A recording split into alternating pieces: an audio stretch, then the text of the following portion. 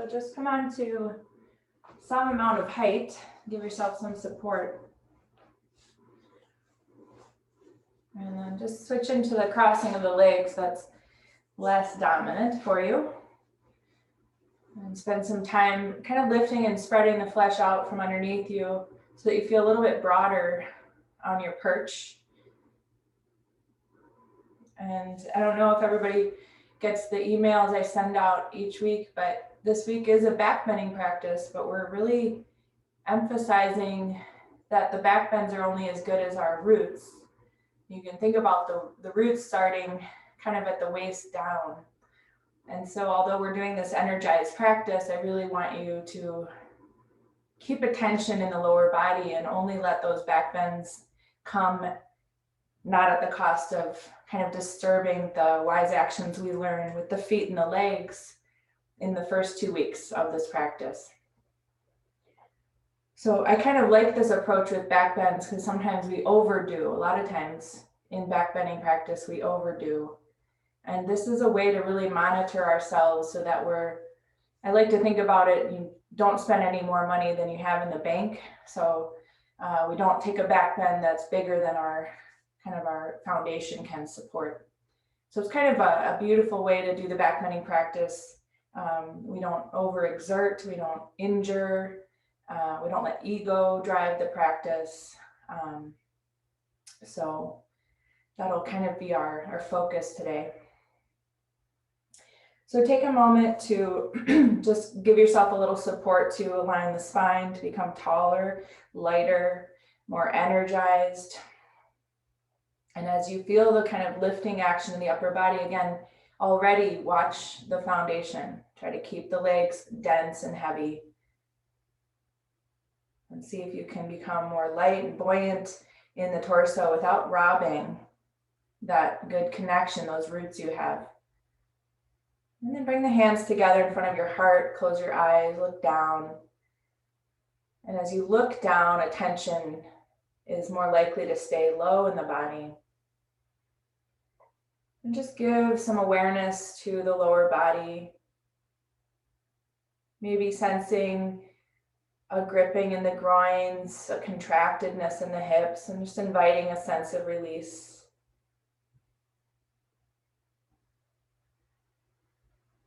And to start to kind of bring the nervous system into a more parasympathetic state, I want you to just take 3 or 4 deep breaths, but really track the exhale out.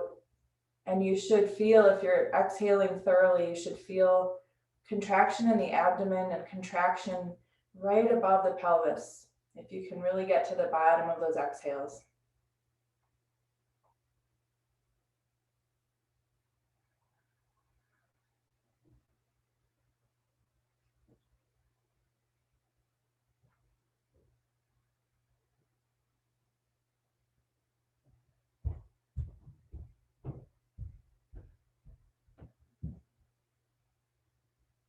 And when you're nearing the end of the next exhalation, you can just finish it by bowing toward the heart, dipping the chin toward the chest, but also lifting the chest towards the chin.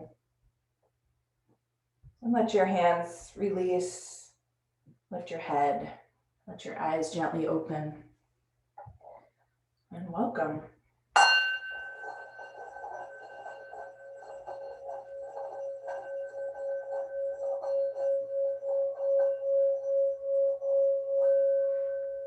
Right, so I'm going to start us in Virasana.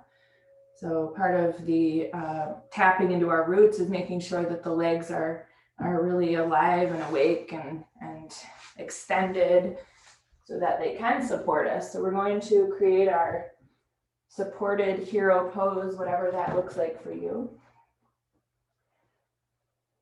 And you're going to set up in a way that you have the option to recline back.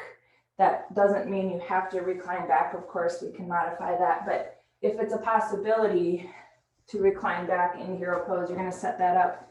Otherwise, you'll be reclining back in a different pose. So either way, just create a little bit of a support behind you for Paryankasana, which will come later. So the support should look like something horizontal.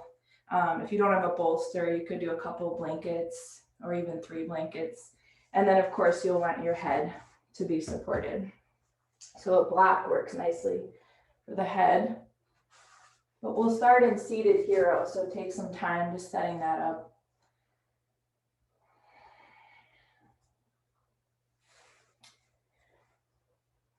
And I always like to support my shins in this pose, tops of my feet, tops of my ankles. So I use a blanket on my mat. Just spend a little time adjusting the flesh of your legs so that you see your kneecaps are pointing straight ahead, that you're not rotated in the knees, and that your toes can point straight back. And start with your hands on the soles of your feet somewhere. Just move your shoulders back in alignment with the hips. Take your tailbone toward the front body. And just see if you can create a sense of broadness in the rib cage. So rather than letting the belly push forward when you breathe in, kind of gently keep the belly a little more compact and see if you can bring the breath up into the chest and broaden the rib cage. And your head should be right over your spine. Really anchoring into your legs. And keeping that sense of foundation, raise the arms. And as you reach up, keep the observation in the legs, in the lower half, the tailbone, the pelvis. And only let the kind of the energy that comes in the upper body be fed from those roots. Try to keep your shoulders plugged into your torso. And with those in-breaths, continue to broaden the rib cage.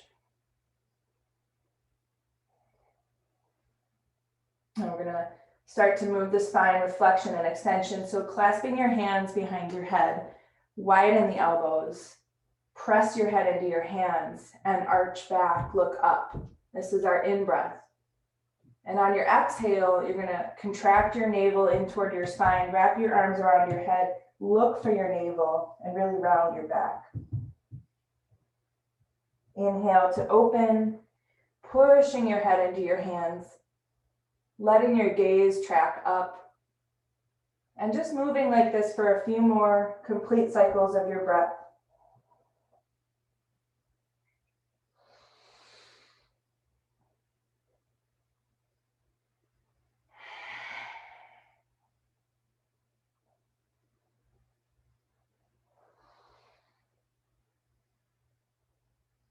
Good. Now, wherever you are, just come back to neutral and extend your arms again. We're going to pressurize the hands together without bending the elbows. So one kind of key point to make with this practice is the more extended you can make the four limbs, the more you're going to get from the back bend. So the extension or the energy lines of our legs and arms are very important.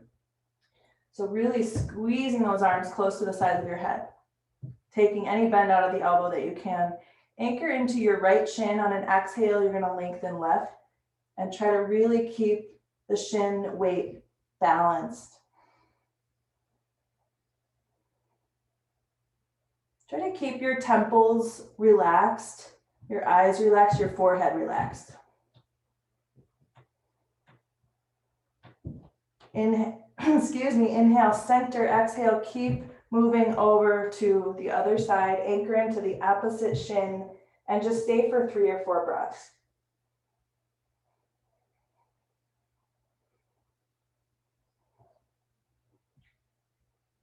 Inhale back to center. Separate your hands, and on an exhale, we're going to turn to the left.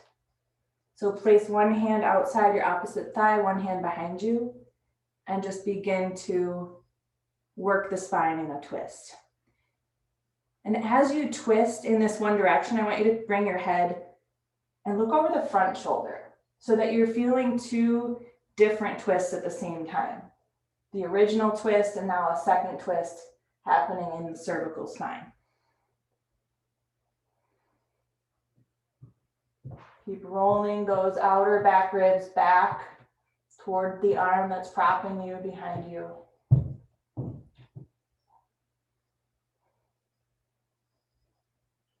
And now taking the head and looking over the back shoulder, just to kind of complete that original twist.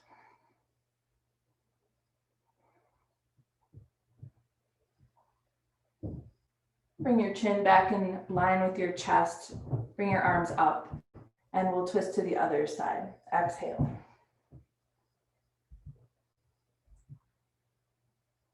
Moving the head and looking over the front shoulder to begin with. And just see if the mind can pay attention to both twists at the same time. Still deepening the first twist, but also now deepening the twist in the neck.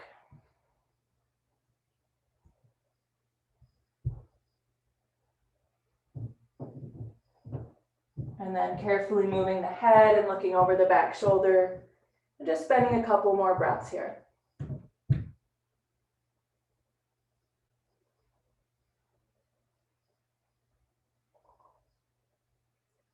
And on an in-breath, you're going to lengthen back to center. And this is where you're going to do a little test to see if you can recline back into Paryankasana with your hero legs. And you may choose to take a modified pose, not hero legs. So just kind of prop your forearms on whatever prop you've set up behind you. See about that. What we don't want to see is your knees flying off the floor or separating or both. So really anchor into your shins and let the reclining version of the pose come from what your legs are doing. If you decide you want to modify the legs, you're going to come into bound angle pose instead. So you'll come out of your hero pose legs, and you'll be putting your feet together and propping your head with that block you've set up behind your props. We're getting a nice big opening in the chest no matter what. So either reclining in your hero position, if that's possible for you, or transitioning into bound angle. And I'm going to have you hold this pose for a couple minutes. So if you need to prop your knees, your hips, your thighs, make sure to use something so that your groins and hips can continue to surrender.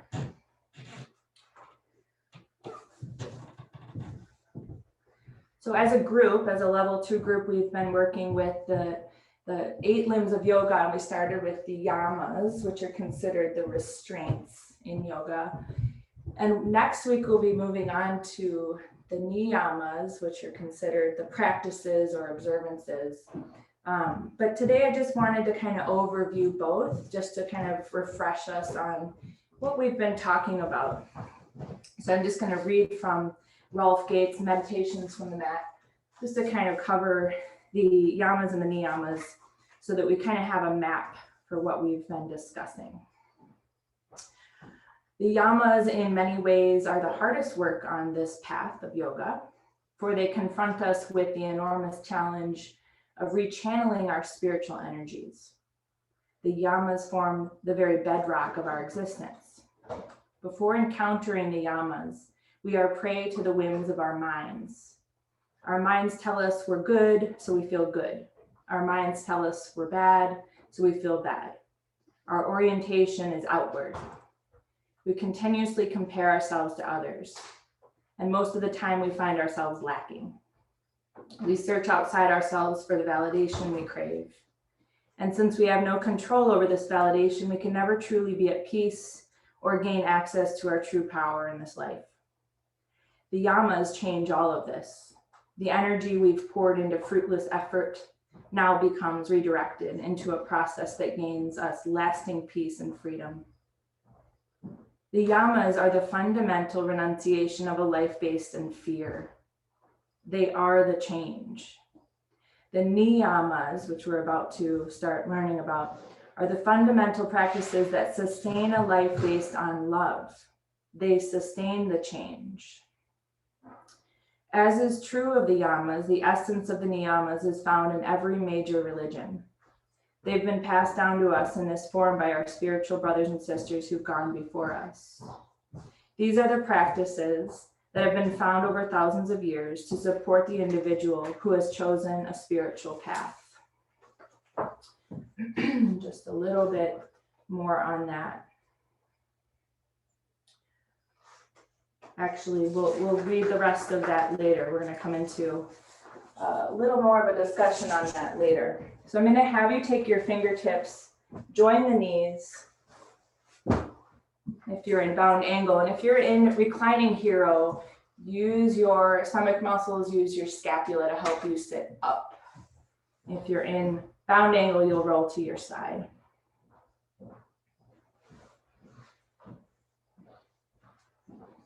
And then go ahead and clear your mat of any props so that your mat is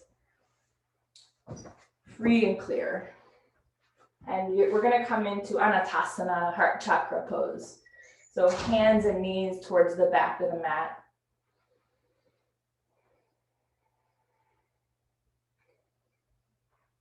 And then you can go ahead and, keeping your hips in line with your knees, walk your hands forward and dip the chest and chin down.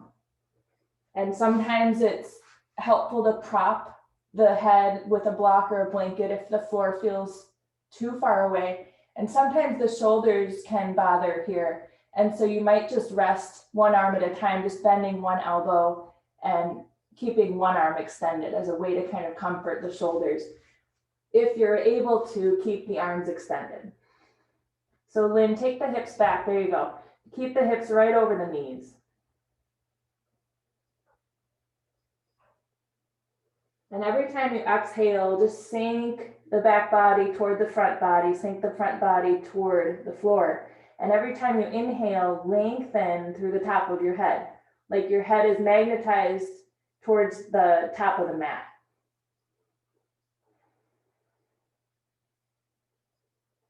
Broadening the rib cage.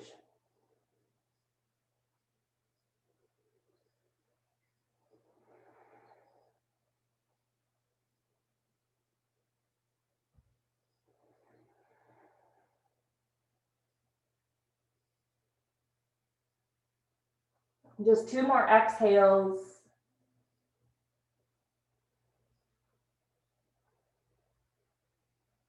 And as you're ready to take your next breath in, start to turn your tailbone toward the floor, lift your stomach towards your back, walk your hands in, and now center yourself on your mat so that we can do a series of poses that will start from downward dog. So you just want to be centered up on your mat so you have sticky mat. Take your toes, turn them under, and on an exhale, extend your legs. Come into downward facing dog. Really try to bring extension into all 10 toes. Resist the heels away from the toes. Take your chest toward your thighs. And fully extend your legs so that you feel the legs can't go any straighter. And on an in-breath, you're going to glide forward into a plank position. Make sure to adjust your feet if you need to get the shoulders in line with the wrists. Take the tailbone into the body. Looking forward, keep the legs really stick straight. Bend the elbows, Chaturanga Dandasana. And now come all the way to the floor. Turn the toes out. Slide the hands a little farther toward the hips. And on an exhale, bring yourself into cobra pose. Pressing into the floor, reach the chest forward. Releasing cobra pose. Turn the toes under. And from this prone position, exhale back to downward dog. We'll just do that a couple more times. And maybe that third time we'll move from cobra into upward facing dog. We'll just see about it. So inhale, take it forward, plank position. Take the tailbone into the body. Look forward. Press out through your heels. Stick straight legs. Good. The power of your legs. Go ahead and exhale, Chaturanga Dandasana. And then move all the way down to the floor. Toes out. Slide the hands back. Exhale, cobra pose. Leaving cobra pose, preparing for downward dog. Take the toes under. Exhale, downward facing dog.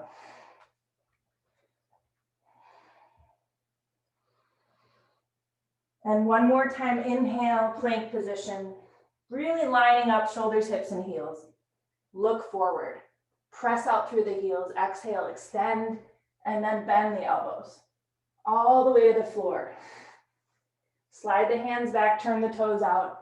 Cobra pose, maybe floating the hips Upward facing dog. Downward facing dog.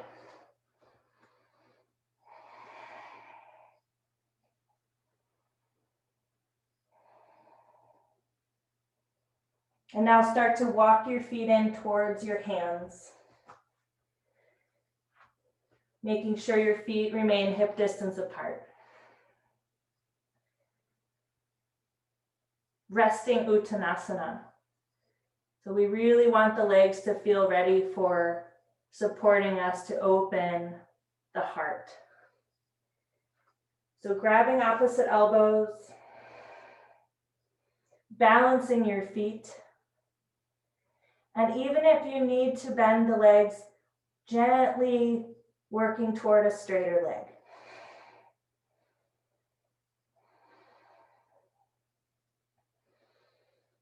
Observe the relationship your feet are making with the floor. Are they clinging? Are they shrinking or contracted?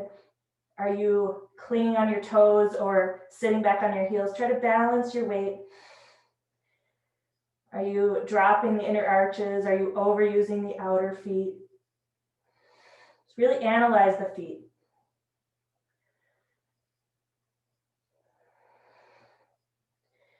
Think about rolling your inner knees back and compacting the outer knees toward the inner knees. Just a few more breaths.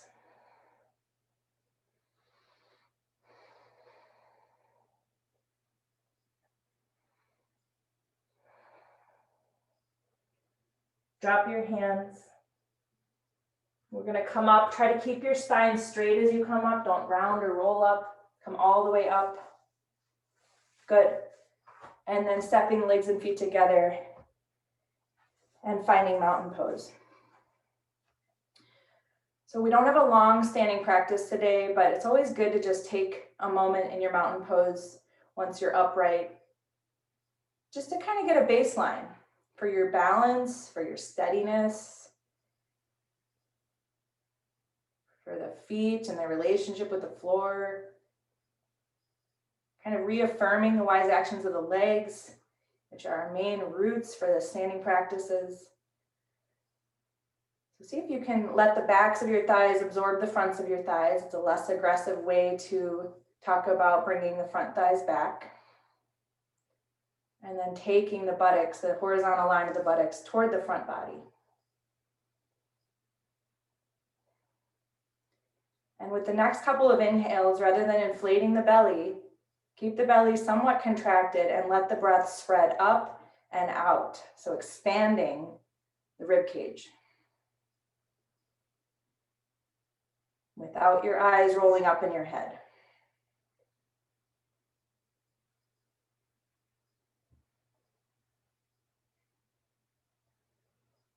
Good. So let's open the eyes. We're going to take warrior one first.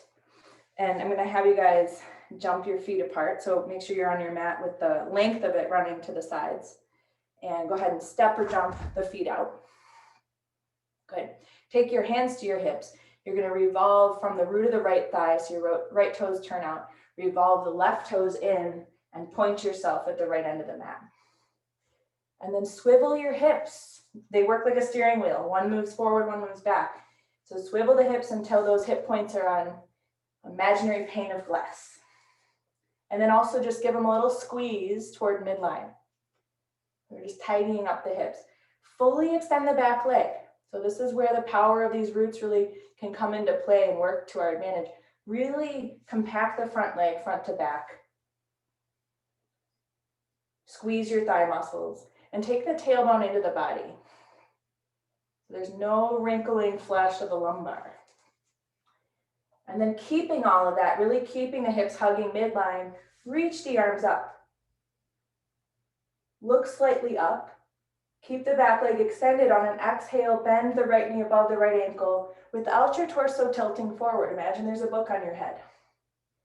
Keep the arms as straight as they can be and land. It looks like you need a little more space, so step that right foot forward until your heel's in line with your knee. There you go. You have those nice long legs. You got to give yourself a little more width. Good. Keep moving the tailbone in. Keep compacting that front leg, back leg, front to back. And let the next couple of in-breaths expand your chest. But don't be obsessed with the back bend here. Be more obsessed and interested with your legs. Power of the legs. Relationship of the feet to the floor. Good. Soft descending temples, soft eyeballs. Beautiful. Inhale, straighten the right leg. You can turn to the wide side of the mat, open the arms. Jump or step back in. Resting in mountain pose, close the eyes. The breath might be a big crashing breath. Just be a container, a big enough container. Let the breaths pass through and smooth out. Keep attention low.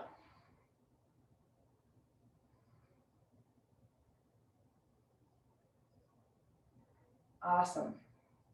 Second side, jumping or stepping out, your choice. Jump real wide limb, there you go. Good, take your hands on your hips, turn from the root of the left thigh. Good, toe in with those right toes, and then roll those hips around so they're aligning on an even plane, front and back. Push the tailbone in and squeeze the hips together. Make your legs as straight as can be, especially the back leg, which we tend to kind of forget about. And then raise the arms. Keep your shoulders engaged with your trunk and keep your tension on the lower body. Big in-breath, exhale, left knee over left ankle, but right leg really compressing front to back and staying fully extended. Use that back leg as an anchor. Your gaze tracks up, but your eyes are relaxed. The arms are straight. Just a few in-breaths, expanding the chest. That means the horizontal direction.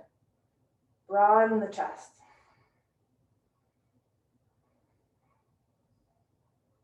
Inhale, re-extend the left leg. Turn to that broad side of your mat. Jump or step back in. Put yourself back in mountain pose. Close your eyes. Drop the shoulders.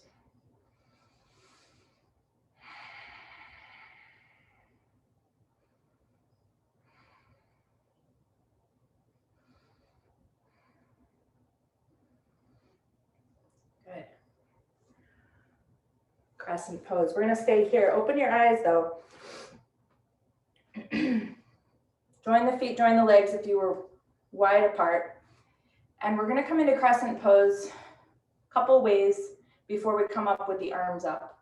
So first, just clasp your hands behind your back. Take the alternate interlock since we did previously, probably your familiar interlock.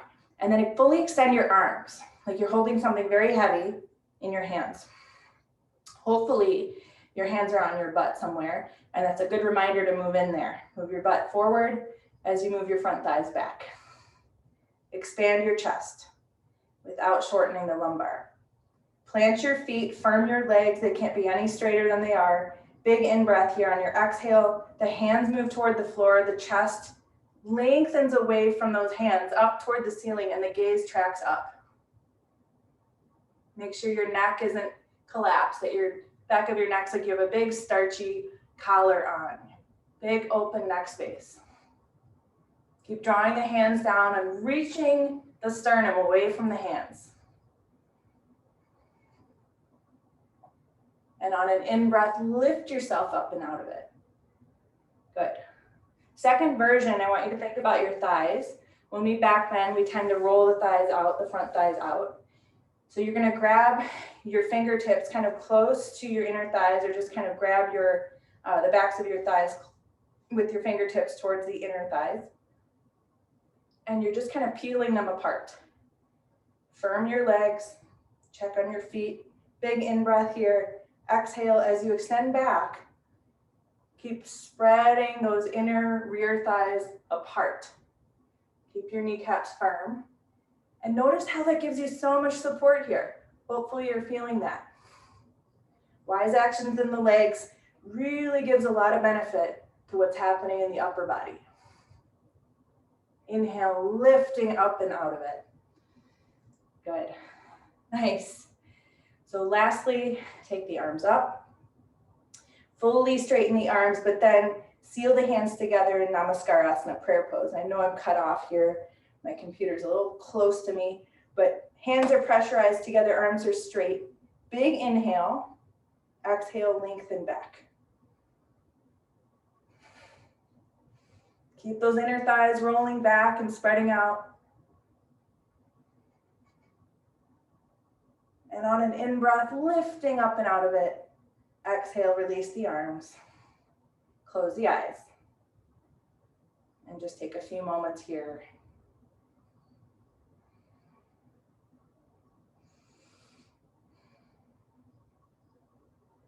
Good. Now, option to come into wide standing forward bend with head support or Shirshasana, headstand. And what I'm going to show you is a way to do Shirshasana today. If you want to kind of bring a little back bending element into it, you can set up with your chair. You'll have to do, you need a wall and a chair.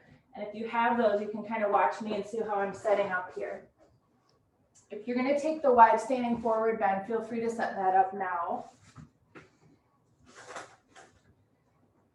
So if you're using the wall and the chair, you have to be somewhat comfortable with doing your headstand away from direct wall contact. So that's kind of a prerequisite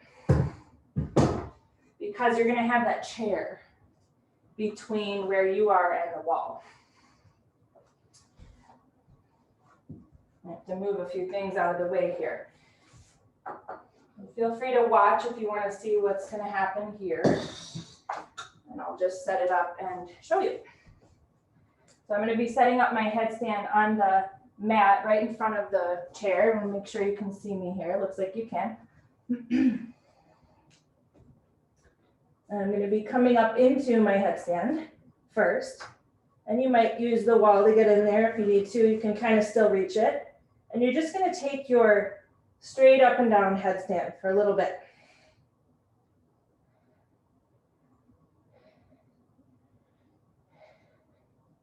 And after some time there, then you might start to use the wall and bring the toes down toward the chair. And once you have the contact of your toes to the chair, you can really take the tailbone in and feel the chest expand. And then you might climb back up the wall and feel what that did for your headstand.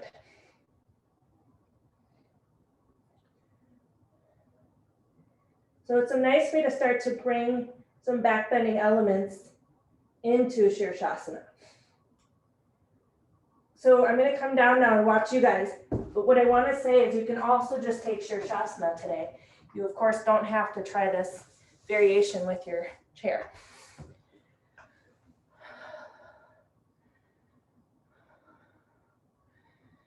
Really anchoring into the elbows.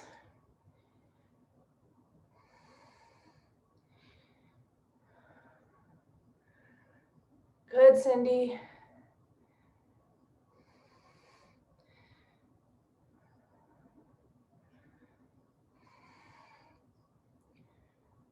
Nice, Lynn.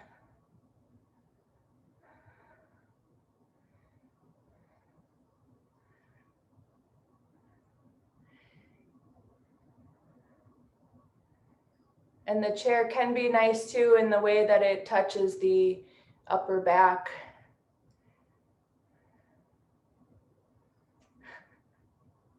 That's good, John. Really drive those elbows into the floor. Yeah. I like your one leg at a time approach there, Lynn. That's nice.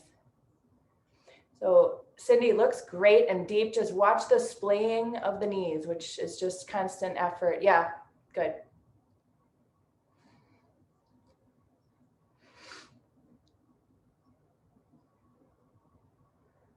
And don't feel like you have to touch that chair bar. It's just a target. You look really nice where you are, John. So if you feel like that might be your limit, just respect that. Wonderful. That's nice, Cindy.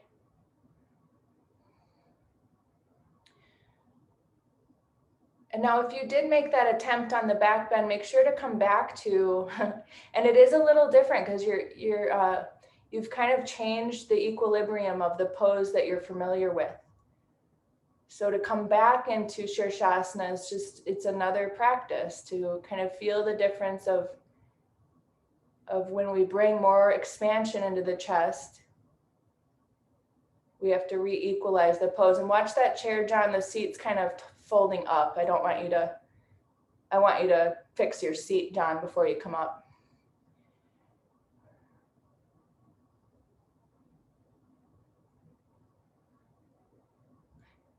Yeah, John, be careful. Your chair's about to fold. Yeah, just pull the seat down. Yep. So if you have come back up with both legs at this point, you can start to make your way down. If you've come down already, you're going to stay down. We have another inversion to get to today, so we want to kind of save some of that good energy. And just taking a child's pose for, let's stay in the child's pose for a full minute. And Shoshana 2 from Prasarita Padottanasana. And that's a really good one to practice at home. I know we don't always take a bunch of time holding the inversions as a group, but really good one to practice at home. And obviously we're at home now. What I mean is on your own.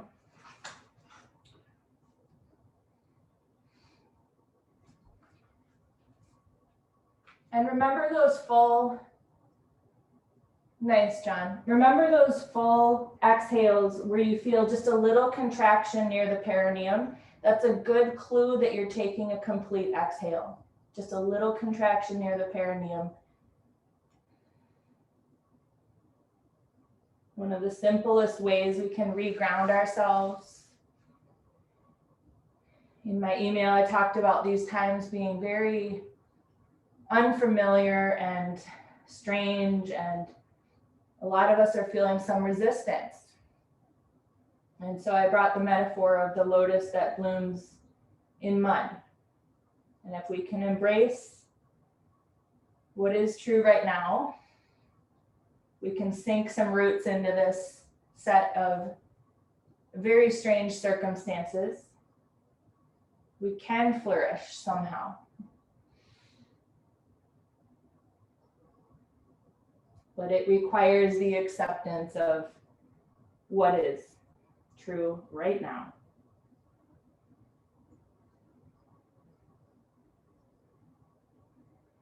So we're going to transition into Dandasana, seated staff, so that we can explore Purvottanasana. And this is a really good example of the power of our legs feeding, sourcing a beautiful expression in the upper body. But I don't want you to be obsessed with the upper body. I want you to be more obsessed and interested with your legs. So start from Dandasana. If you have more muscular legs or fleshier legs, run your hands down the backs of your legs to kind of split the muscles, split the flesh so that the legs sit down better. And then just sit for a moment in Dandasana with your hands for support. Find your sitting bones. Most of us have to shift weight forward. We tend to round the back and sit on the tailbone. So find your sitting bones, put your shoulders in line with your hips, press your legs into the floor. Again, be interested in your legs, they're your roots. Take a few expansive breaths. So we're kind of imprinting the chest with that idea of spreading. So we contract the belly a little bit to bring the breath up and it spreads out. And now you're going to slide your hands back slightly and try to press the base of the hands down. And on an exhalation, lift your hips. Bring your toes toward the floor. Fully extend your legs. Take the tailbone toward the ceiling. And try to get the sternum above the shoulder line. Good. Exhale, have a seat. return to Dandasana and take a few kind of quiet breaths there. So when you press up, legs are fully extended. The toes, even if they're not on the floor, they're extending toward the floor. So there's a really clear, powerful direction of energy in the legs. The tailbone moves in as it does for any back bend. And we try to bring the shoulders, defying gravity, shoulder blades towards the chest. Let's try it one more time. Slide your hands slightly back.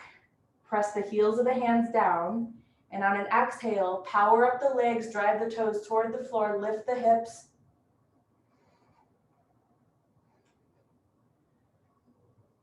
And have a seat. Purvottanasana, the inversion of plank position. Bounce your legs. Give your legs a little bounce.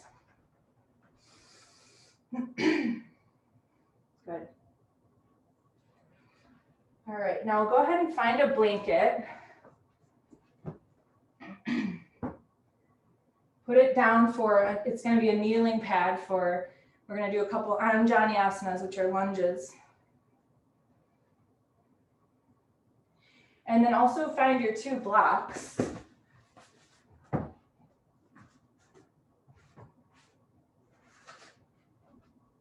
And if you have a bolster, great. If you don't, a second blanket will be fine. Put it near the left side of your mat. And you're going to step your right foot forward, left foot back. Your left knee should be kneeling on the blanket. So I'll kind of show you my setup here. I'm using my bolster or blanket, whatever you have there, as your support for the front of the left thigh. And it's right on the thigh so that I can rest my thigh there, which gives my hip flexor a more likely chance of opening, of getting the support it needs to open, rather than just kind of set up a new tension pattern. And then the blocks are there to extend my arms so that it can help my torso sit up. So I just have my fingertips on my blocks.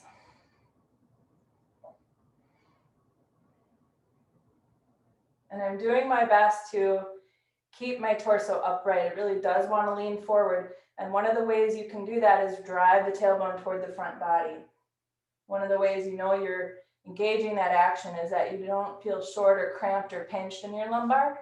You feel more spacious. Shoulders have to keep rolling back. And just see about shifting some weight forward, just kind of opening the front left thigh a little bit more, elongating the front left thigh. Maybe take your gaze slightly up, but relax your temples, relax your eyeballs, relax your jaw.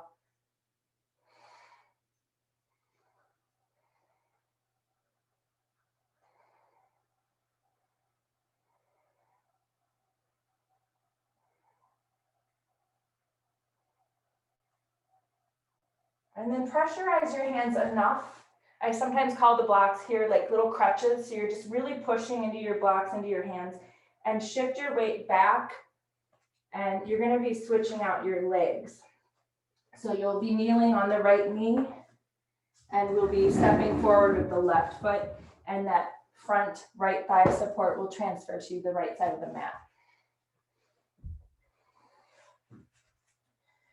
So in this situation, it's totally fine if the left knee, if the right knee, whatever leg is forward, if the knee goes beyond the ankle. We're not worried about that alignment. We can see the knee drifting over the ankle as we extend deeper and deeper into that hip flexor region. So you want to get the torso upright, shoulders back, tailbone in, but that's only as good as what's happening in your legs. And every time you exhale, you might have that instinct to just shift a little bit forward, and not by leaning or tilting the torso, like gliding the trunk like you're on a moving walkway.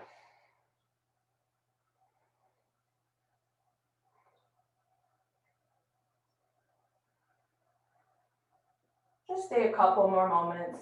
Remember the exhale that completes, you might feel a little contraction in the abdomen, you might feel a little squeeze at the perineum. That's a really good sign of completion of exhale.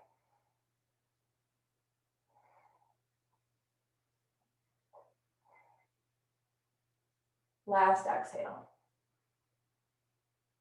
And then even if you're really light on those blocks, you're going to want to get into them, push into them so that you can shift back.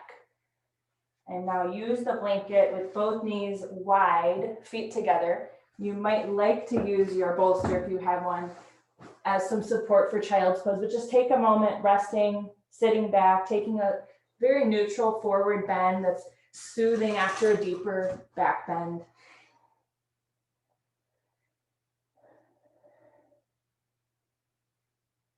And sometimes the support to the front body is nice in child's pose, even if you don't really need it, because it gives some pressure to the front body and it helps us open the back of the spine a little more. In back bending practice, we're opening the front spine. So in a back bending practice, it can be nice to take support in child's pose so that you can also open the posterior spine.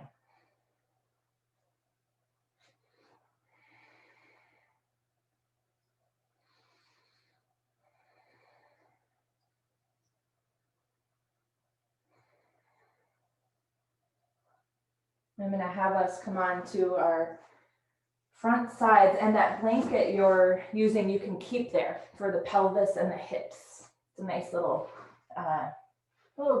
comfort platform. And just have the abdomen off the blanket. So the hip points are kind of right at the edge of the blanket. And we're going to start in a modified, it's kind of a Sphinx pose, but it's going to prepare us. We're going to go into Back Asana, which is kind of the prone version of hero pose. So we're going to prepare with a modified Sphinx. So from your elbows in line with shoulder position, grab your opposite elbows. You're crossing your forearms and grabbing your opposite elbows, and it gives you a sense of stability that's kind of nice. The knees are slightly wider than the hips, and your toes are sitting down evenly. So that means you're lifting your inner thighs, your kneecaps are down, and your small toes are down. So you're grabbing your elbows, you're feeling kind of stabilized that way. And take the tailbone into the floor, into the front body, into the floor. So you feel the lumbar lengthening. Keep lifting your inner thighs. And just let your back enjoy this prone, gentle back bend.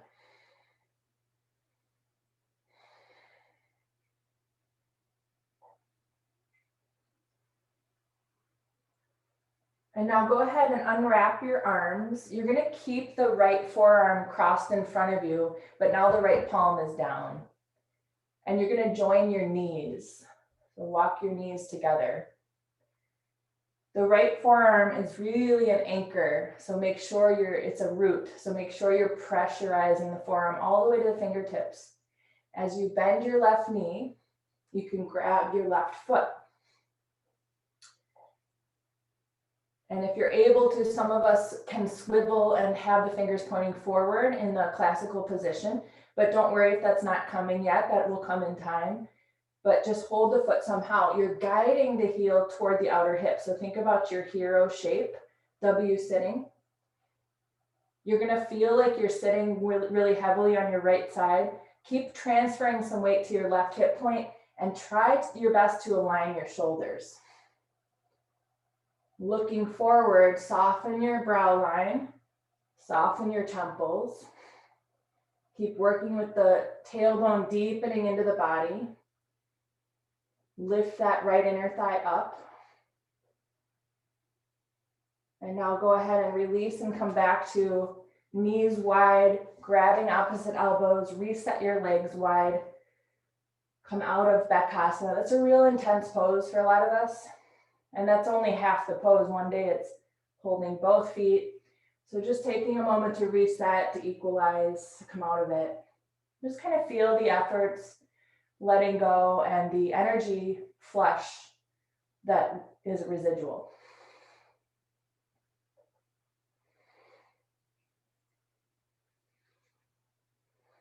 And now this time we're going to leave left forearm crossing. The left elbow should be in line with left shoulder. Left palm is down. We're pressurizing the arm all the way to the fingertips. Join the knees. Keep the shoulders really level as you fold that right leg and reach back and grab the foot. Maybe turning the hand.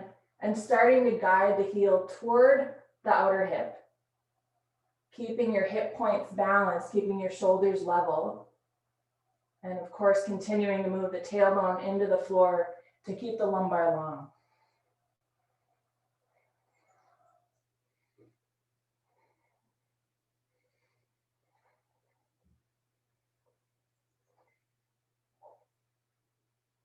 And start to release the right foot. Reclasp your elbows, separate your knees. We are going to do a different version of Bakasana, so I want you to take a little time now to refresh. Keep enough weight in your elbows. You're not sitting or collapsing into your shoulder girdle. You actually have a neck. Really anchor into the arms.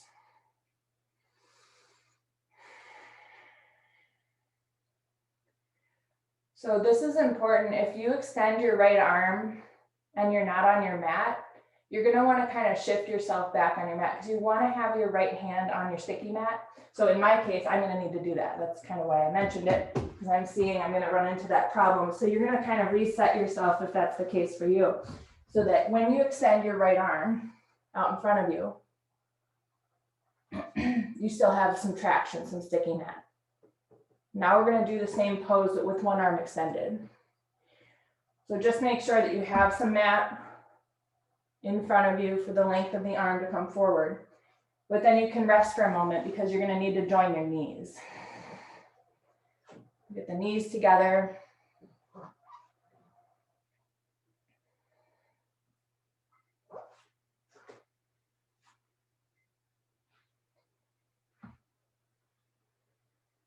And then you're going to put that right hand out in front of you. It's right in line with the right shoulder. You can turn the fingers out slightly. That gives you a little bit more leverage here. Turn the fingers out a little bit. And then with the knees joined, bend that left knee, reach back and grab the left foot. And just see what it takes to align the shoulders level, to keep your right arm fully extended.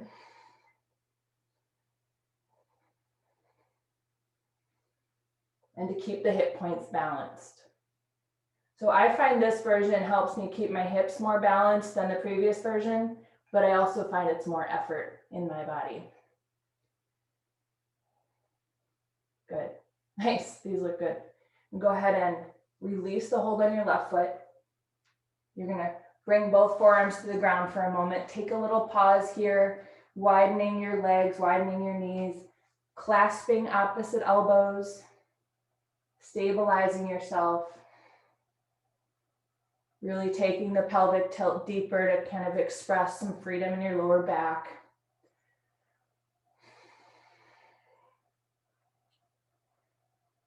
And then as you're ready, you'll begin to join the knees and extend the left arm. Once your knees are joined and your left arm is extended and you're kind of scrubbing your mat, you should be able to shine the inner left elbow up, bend the right knee and find the foot.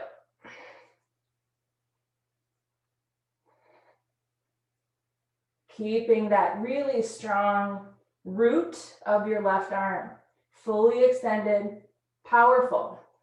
Notice how it feeds the back bend. It gives the back bend a little bit more grace, a little bit less sweat.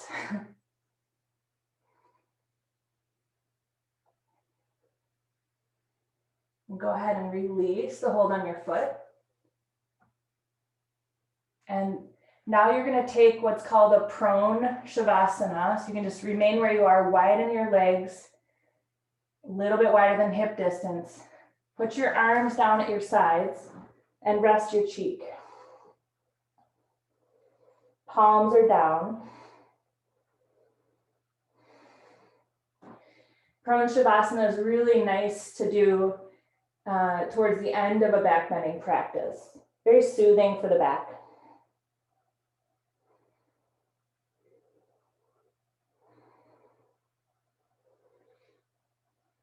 Give your other cheek some time, turning the head.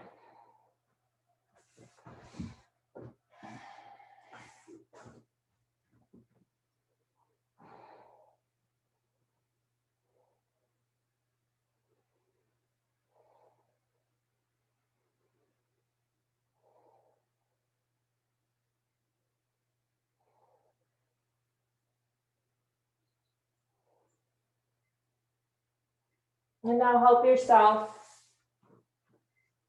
kind of up off of your stomach. We're going to do just a little bit of a warm up for Urdhva Dhanurasana using the chair. I think most of you have done this before, where we're going to use the high bar of the chair to support the upper back, which means we're kind of going to start sitting on the chair. The chair is near a wall, and we're going to pad the upper part of the chair.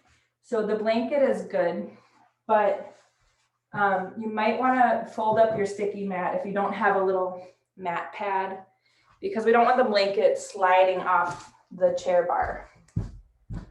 So you can use your sticky mat, or if you do own one of those sticky mat pads, by the way, I have a bazillion of them. If you want some, you can have them, but you'll pad this part of the chair. And your distance from the wall is really going to have to be explored. There's no perfect measurement. It's different for everybody. And you're going to want to sit on your chair, and you're basically fastening the chair to the floor with your feet. So that means your ball mounds and toes are kind of on the floor in front of those first two chair feet. And then the heels are on the chair legs. And you want to keep some sense of kind of anchoring there so that we know our chair is going to stay where we have it right now. So you're going to start seated like this. You're going to grab the chair legs kind of right next to your hips and help yourself back onto that part of the chair. And if you're just sitting your butt in the chair, the bar is probably too low. So you're going to have to keep your feet fastening the chair to the floor, but lift your butt out of the chair enough that you can get that bar right across your kind of a scapula line, and then help yourself sit up. You keep pressing your feet down so you know your chair isn't going anywhere.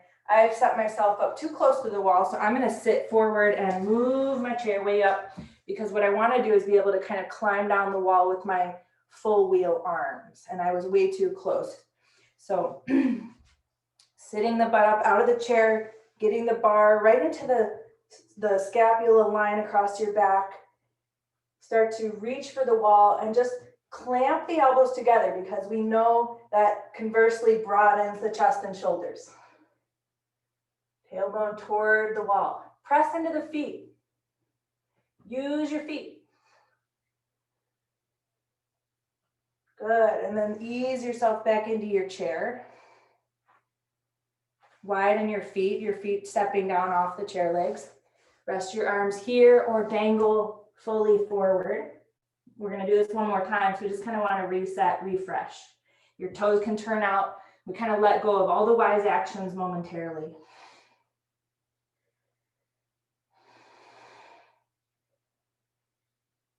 And then again, you can just kind of help yourself up.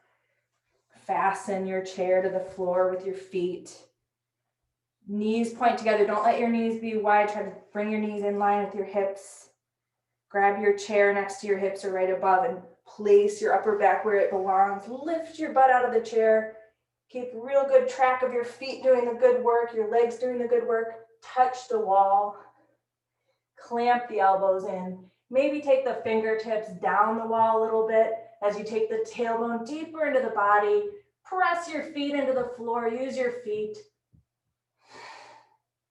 Bring some grace into your back bend, and then easing yourself back down.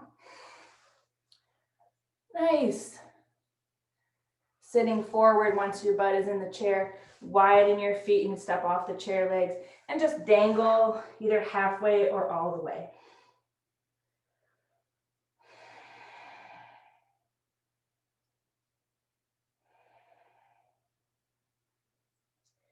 Good. We will use the chair for shoulder stand, but we're not going to use it until then. So you can bring yourself out of your forward bend. Bring yourself out of your chair. You can take that blanket off of the chair. Put the chair aside. And We're going to keep using the wall if it's accessible. If not, you can try your full wheel pose without this variation. But if you have a wall nearby, we're going to be putting our blocks flat and low, shoulder distance apart, so that we can use the blocks to help give us just a little more extension. And you'll set up with your head side to the wall and to the blocks, coming onto your back. So one thing to know is if you work with a wall and these kind of poses, a lot of us have quarter round running around the wall trim. That can destabilize your blocks. So first of all, don't ever use, no, I'm just kidding. Everybody has quarter round in their house, but just be aware that the blocks can shift and wiggle, and you just want to be aware of it. Because we want the blocks to be stable. We don't want them wobbling. So I have it too, and I'm just kind of aware of it, and I know how to keep my blocks flat so that they're not wiggling around on me. I'm going to walk my feet in nice and close, squeeze my elbows in. I'm kind of tenting up my hands on the blocks, and then I'm going to take the first pass at Urdhva Dhanurasana on an exhale, coming to the top of my head, and then maybe all the way up, fully extending the arms and stepping into my feet, and then all the way back down and rest. I'm going to watch you guys do it.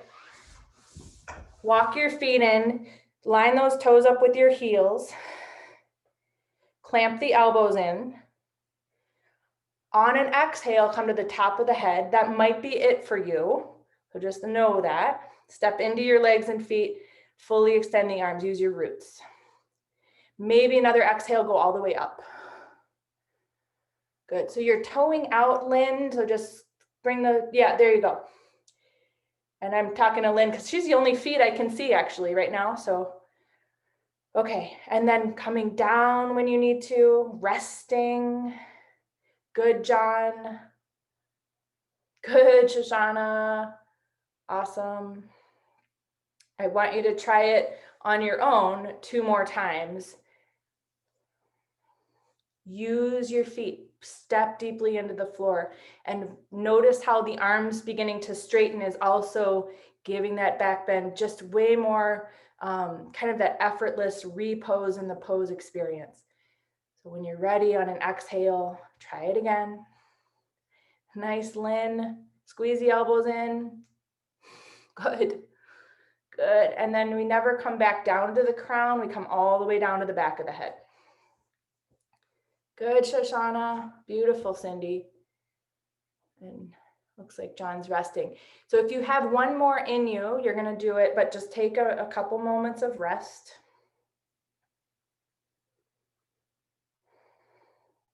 Be really interested in your legs and arms in this last one. Let those dictate how far you take this pose. As you're ready, on an exhale, come to the top of the head. Next exhale, go all the way up, fully extend the arms, step into your feet like you mean it. Yeah, step into your legs. Beautiful, Lynn. Nice. Good, Cindy. Wonderful. And rest. Take your feet wide, knees together, hands to your belly. Couple moments, just pausing.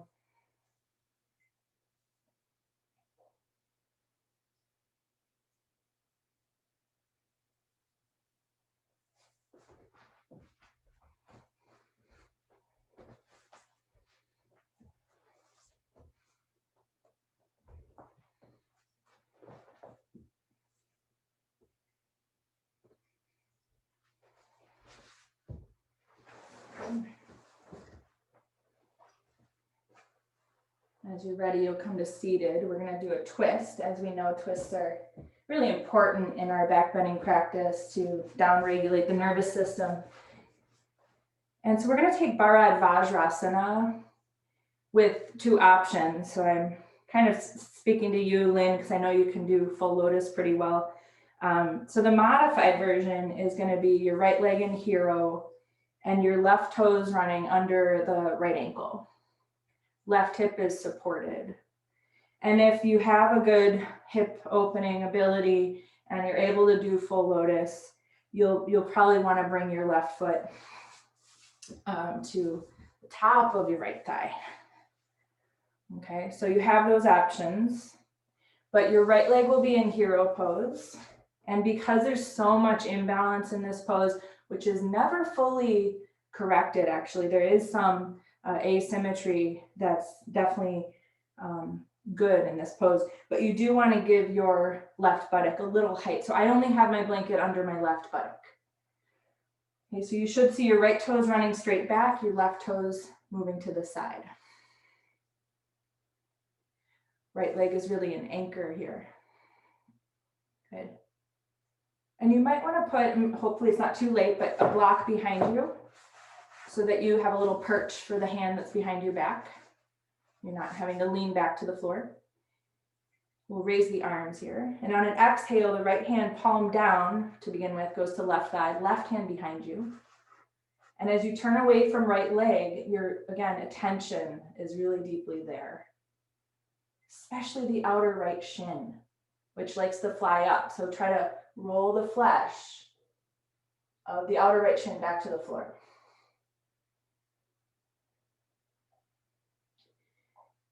And now to squeeze a little more out of this, take the back of the right hand against the left thigh to help you bring that right armpit chest around.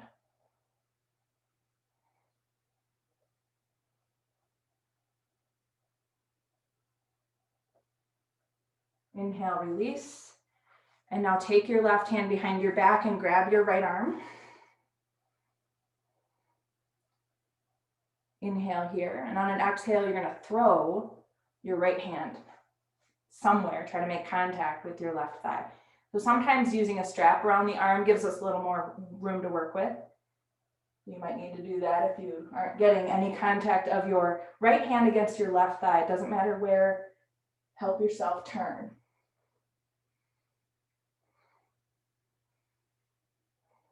Soften your brow line.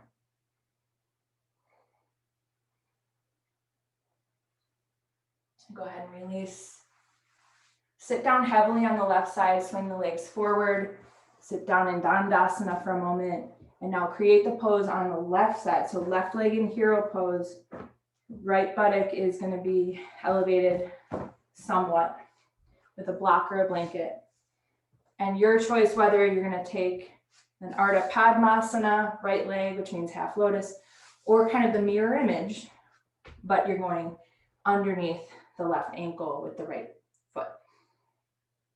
So we want to see the left toes straight back, right toes straight forward, out to the side, either position you're doing. Knees are as close together as you can get them. Equalize the pose by bringing some gravity into your left side. Raise the arms.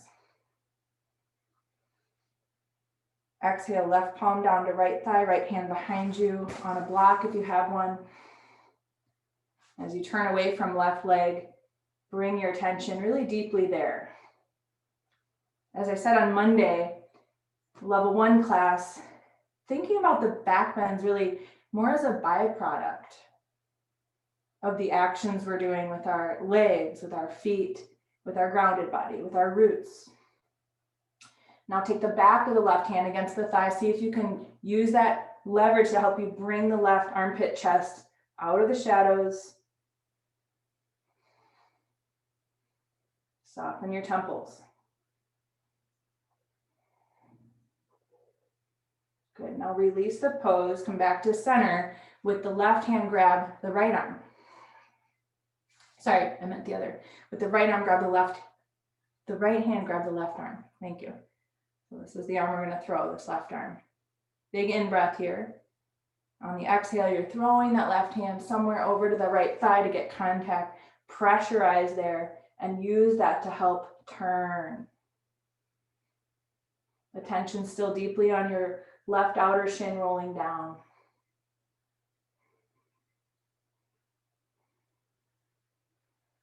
Good.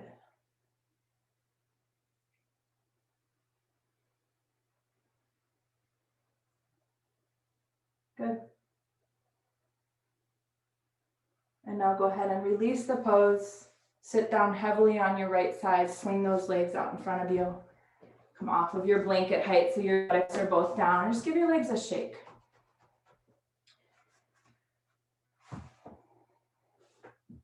And so we're gonna set up for, I don't wanna rush shoulder stand. If you're able to set up for it quickly, we're gonna skip the chair piece just because I'm watching time here. So you can set up for shoulder stand and come into that pose.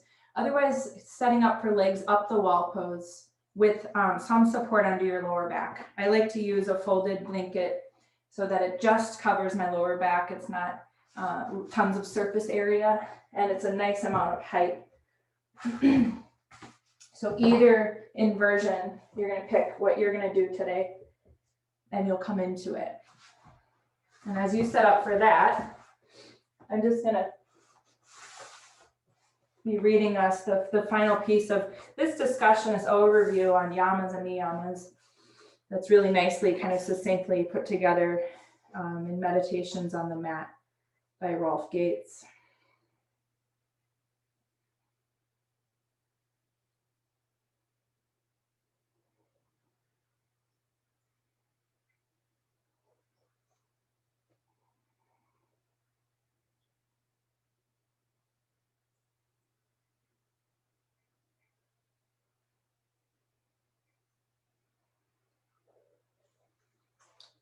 So in this passage, Rolf Gates references Eric Schiffman, who's a wonderful yogi.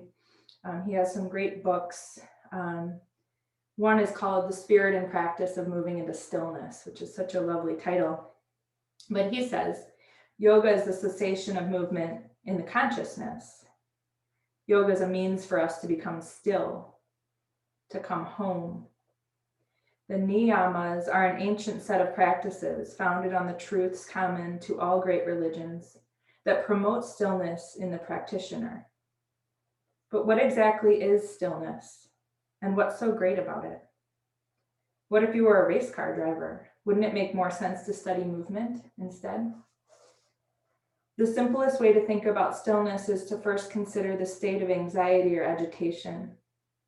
This condition is the opposite of equipoise. If you're anxious or tense, you're drawn out of your center. You're out of balance. When you feel calm and collected, however, you're in balance. Asana practice gives us an excellent firsthand experience of the difference between the two states. In one, we struggle ineffectively, distracted, learning nothing, moving a lot, accomplishing little. In the other, we're balanced, still, without moving. We've accomplished everything. Perfectly balanced, motionless in a yoga posture. We're able to catch a glimpse of the intersection of energy, matter, and awareness. We transcend ordinary consciousness and connect to a deeper reality. In stillness, we're able to have direct knowledge of our souls, to grasp the underlying reality of existence. Having experienced that stillness on the mat, we step back into our everyday lives with increased coordination and grace. If you're a race car driver, practicing stillness will certainly make you a better one. The niyamas are practices that we can bring into our daily lives to foster stillness, to bring us each a sense of heart and ease. Each aspect of my day lends itself to a different niyama because each moment of my day offers me the opportunity to choose between pain or peace.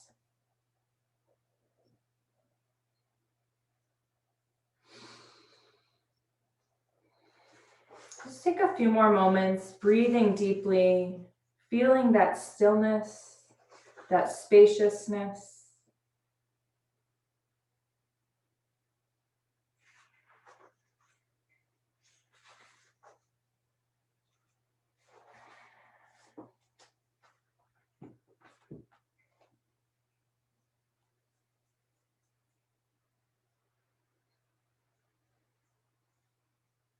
And now we're going to slowly ease into Shavasana. So start to come out of your inversion, whether it's Viparita Karani or Sarvangasana.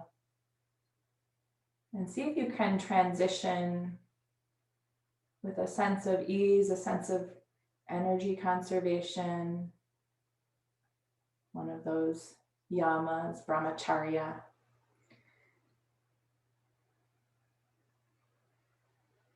And the first niyama that we'll talk about next week is saucha, which is purity. And asana, what we just did with the physical body, is really one of the main tools to feel a sense of purity inside of ourselves.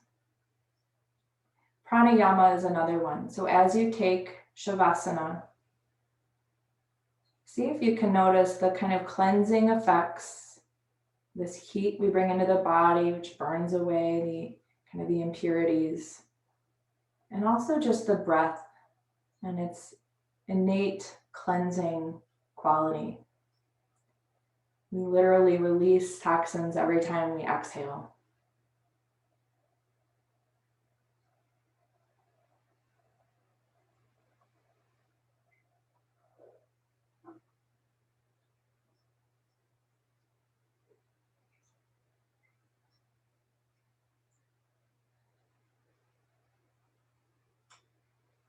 The yamas help us choose love instead of fear.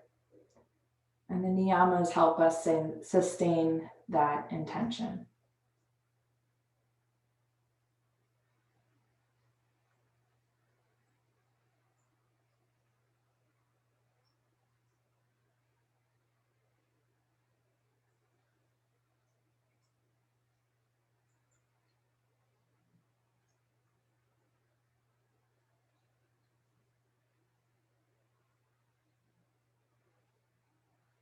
And just to close our practice, remembering that in these times that are really stretching us, just keep track of how resourced we feel, how grounded we feel, and really only spend the energy that we have.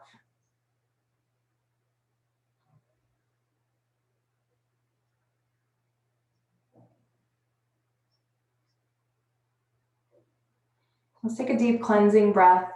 With that deep cleansing breath, just invite some very simple movement into your extremities. Let it trickle along the limbs toward your center. And when you feel ready, just bending the knees and elbows and easing yourself to one side.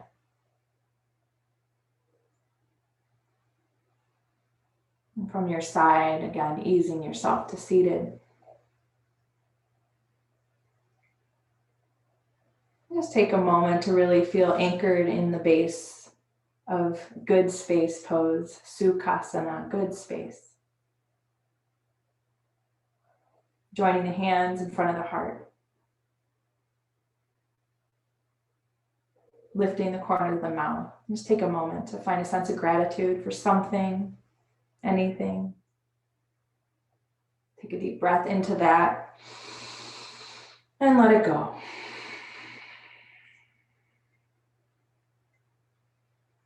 From the place within me that I know to be divine, I honor that place within each of you.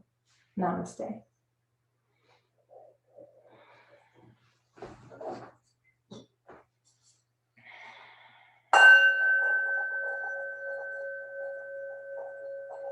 All right, you guys, thank you so much for being here today.